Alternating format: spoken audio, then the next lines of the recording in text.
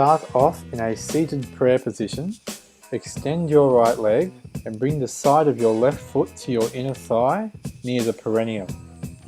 Square your torso over the extended right leg, ensuring that you're on your sitting bones.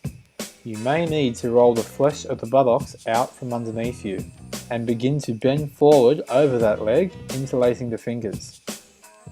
Now that Vin-yasa is set up to move deep into the forward bend, the first adjustment I do is to press the thigh, quadriceps, of the bent knee down and draw it outwards towards the ground, creating that external rotation in the hip to flatten both of the sitting bones. Now, because Vin-yasa has not collapsed her back and she has kept her heart center lifted before coming forward, she can bring her head down towards the extended leg past the knee and rest it on the shin area. Next, I change the grip of her fingers and cross them over each other, right over left.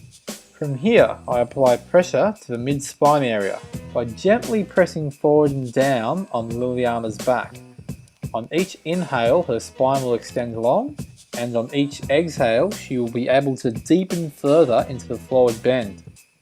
The same process is repeated on the opposite side, the changing and crossing over of the fingers, and ensuring that the forward bend primarily occurs through flexion of the hips and extension through the sternum, increasing her capacity and range of motion as she breathes by applying the appropriate pressure to her mid-spine and keeping the thigh in the bent knee turned and revolved towards the ground. For the final pose, Paschimottanasana, stretch of the west, Vin-yasa positions herself into the staff pose, sitting straight and upright, extending both of her legs out in front of her, keeping them flexed and ensuring that she is on her sitting bones. Now, with a deep inhalation, she horizontally spreads her arms out and joins them together up and above her head. As Vin-yasa exhales, she begins to move forward, hinging at the hips and interlocking both hands around her feet. At this point, I'm ready to assist her, so again I find the area of her spine that is most tight and rounded, and I apply the appropriate amount of pressure by pressing forward and down, softly at first, and then gradually becoming firm.